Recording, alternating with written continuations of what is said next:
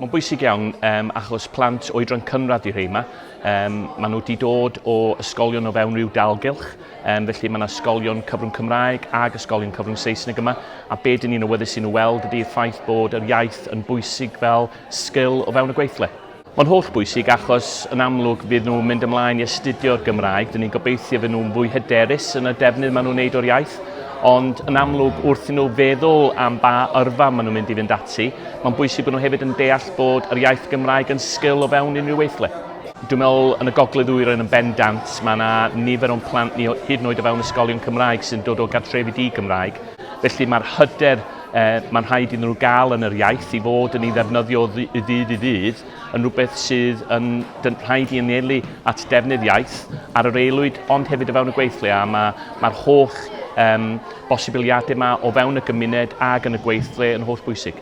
Mae Cyngor Wrecsam yn heiddi clod am be maen nhw wedi wneud. Maen nhw wedi tyfu'r prosiect flwyddyn yma.